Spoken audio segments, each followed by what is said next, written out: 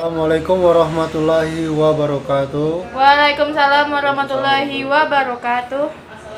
Baiklah, kami dari kelompok 4, yaitu kelompok penyaji, materi tentang strategi pembelajaran prosedur umum pembelajaran yang efektif, yang terdiri dari anggotanya yaitu Sri Wulandari, Badir Adrian, Aprega Mahayusaka, dan Muhammad Salas.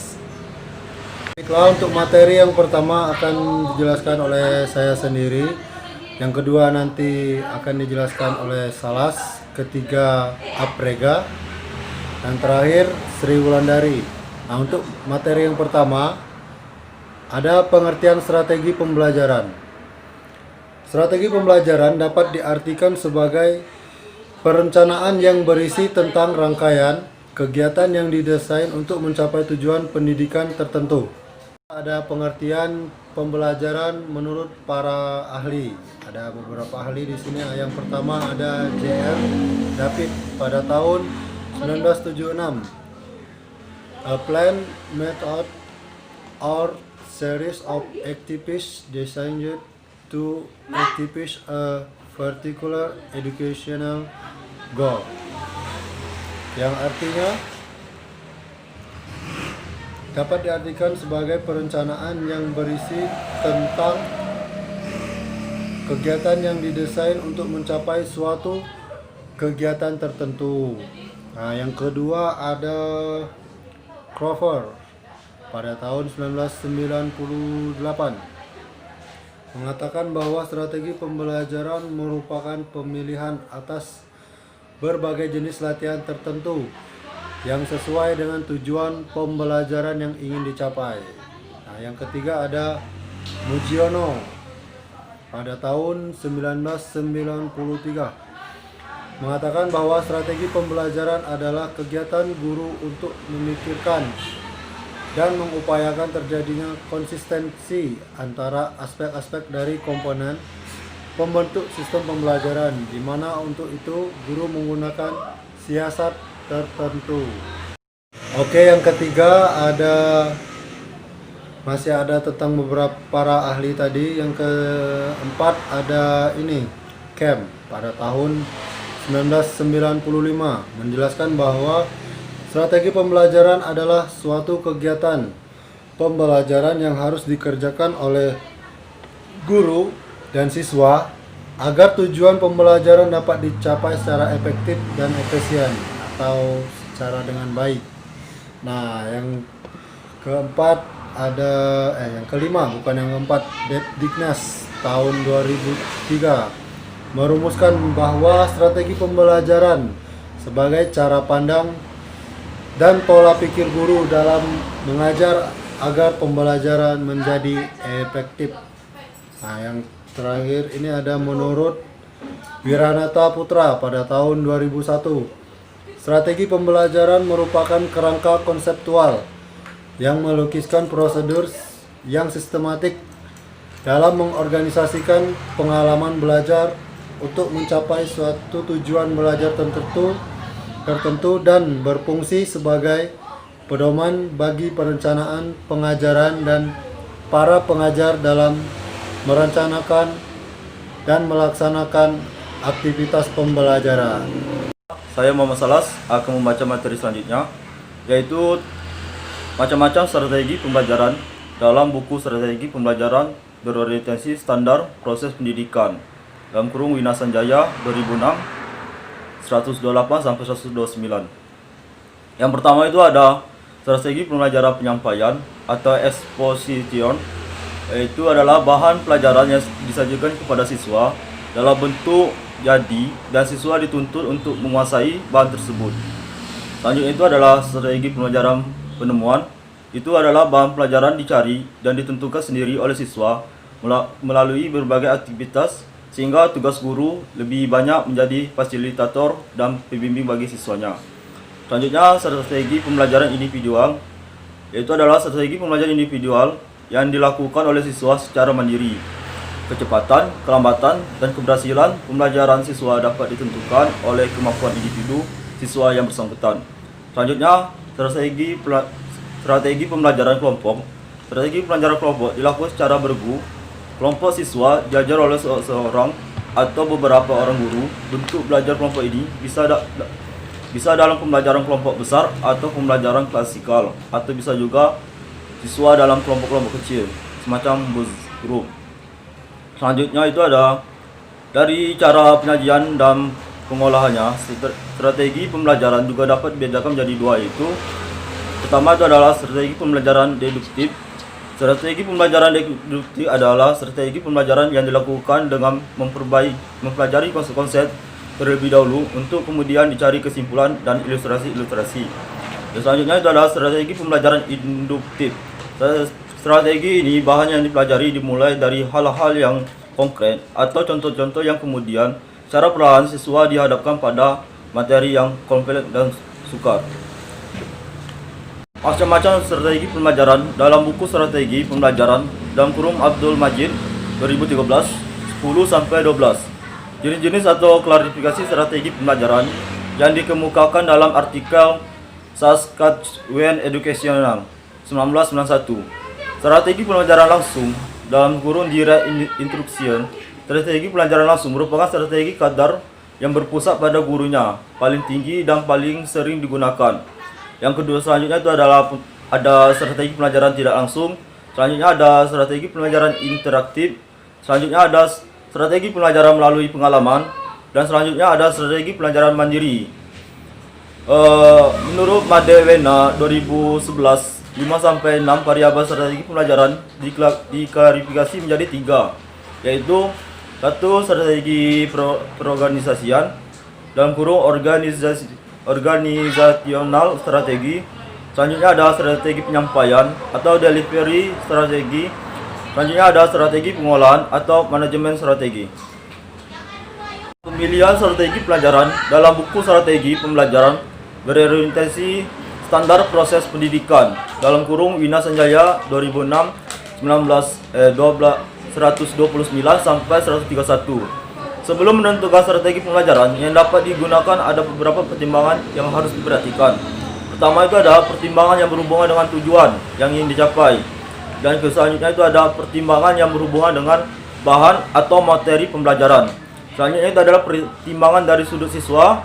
Dan selanjutnya ada pertimbangan-pertimbangan lainnya. Saya Priya Usaka akan membacakan materi selanjutnya. Pemilihan strategi pembelajaran dalam buku Strategi Pembelajaran Abdul Majid 2013 118-114. Dalam pemilihan strategi pembelajaran, guru harus mengacu pada kriteria sebagai berikut. Yang pertama, kesesuaian antara strategi pembelajaran dengan tujuan atau kompetensi. Yang kedua, kesesuaian strategi pembelajaran dengan jenis pengetahuan yang akan disampaikan.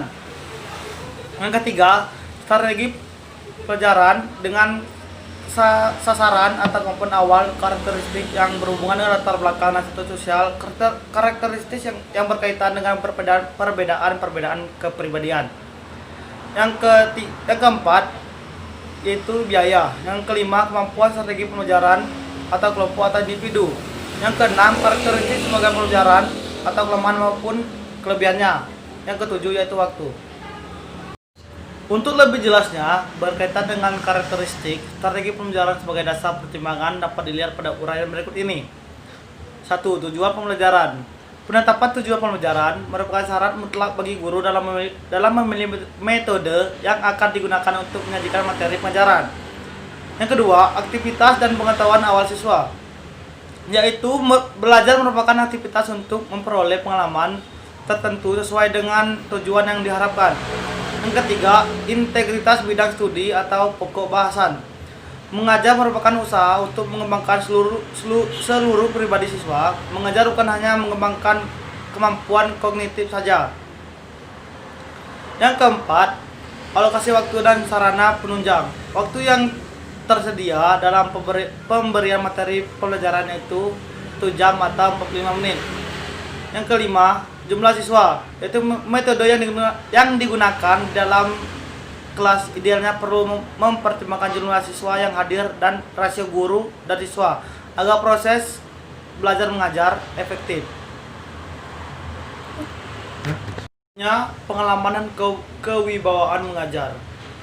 Guru yang baik adalah guru yang berpengalaman. peribahasa mengatakan bahwa pengalaman adalah guru yang baik. Hal ini telah diakui di lembaga pendidikan.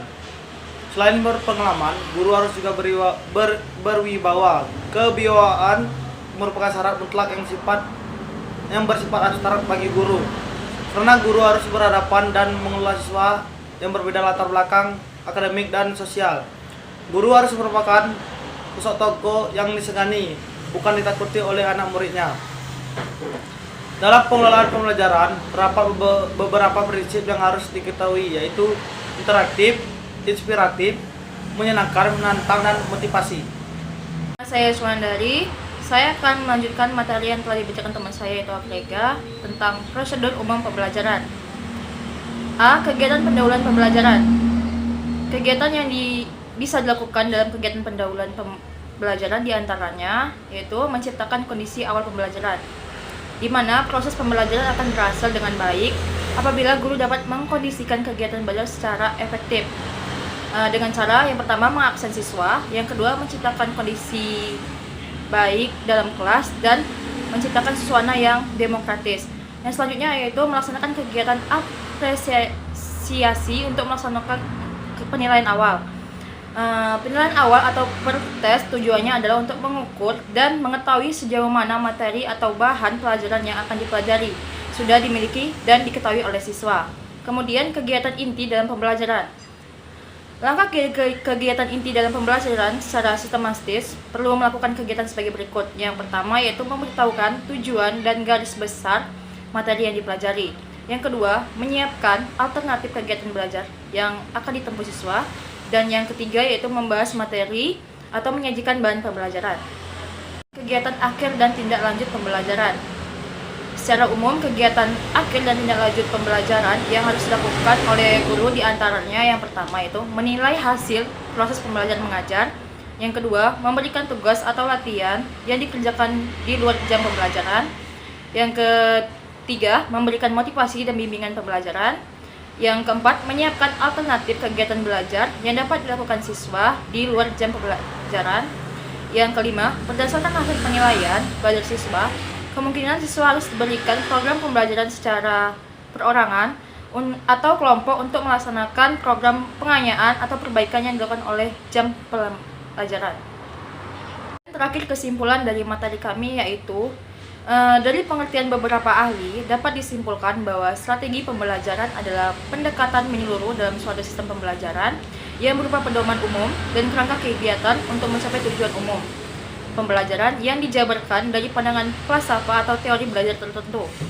Dalam pemilihan strategi pembelajaran, guru harus mengacu pada kriteria sebagai berikut: kesesuaian antara strategi pembelajaran dengan tujuan atau kompetensi, kesesuaian strategi pembelajaran dengan jenis pengetahuan yang akan disampaikan, kesesuaian strategi pembelajaran dengan sasaran atau kemampuan awal, karakteristik yang berhubungan dengan latar belakang dan status sosial, karakteristik yang berkaitan dengan perbedaan-perbedaan kepribadian, kemampuan strategi pembelajaran atau kelompok atau individu, karakteristik strategi pembelajaran atau kelemahan maupun kelebihannya, dan terakhir itu biaya dan waktu.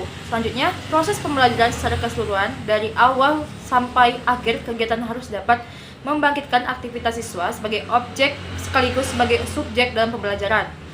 Proses pembelajaran sangat mempengaruhi oleh kegiatan awal yang pendahuluan dalam pembelajaran.